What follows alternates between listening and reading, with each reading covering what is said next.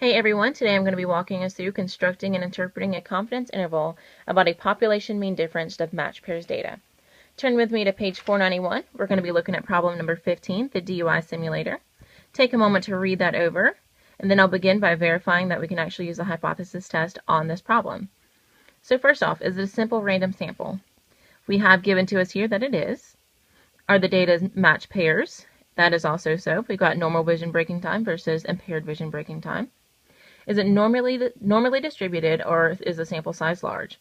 Well, at 9 teenagers, the sample size is not large, but we have a note here telling us that it is normally distributed, so we can go on. And the sample size is no more than 5% of the population size. At 9 teenagers, I'm pretty sure it's safe to say that that is so. So let us look at our hypotheses here. Our null hypothesis pretty much states there is no difference between the population means. So that is written as the difference between the population means equals 0.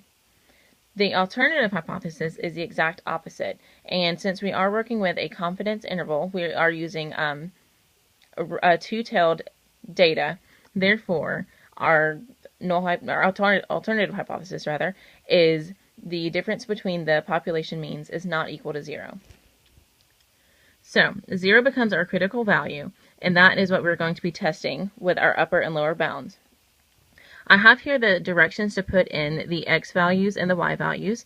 Now to find our difference, we're simply just going to subtract L1 from L2, or rather L2 from L1.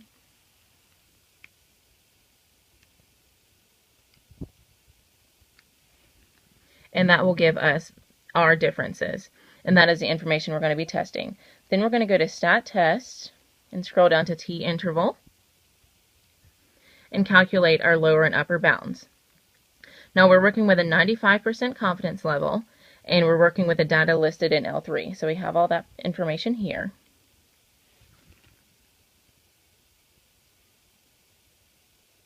And that gives us our lower and upper bounds, which I've also written here for us. The lower bound is negative 1.238, and the upper bound is negative 0.688. Now our rule is if the parameter, ours is 0, falls within the confidence interval, do not reject the null. And I have a number line for us here.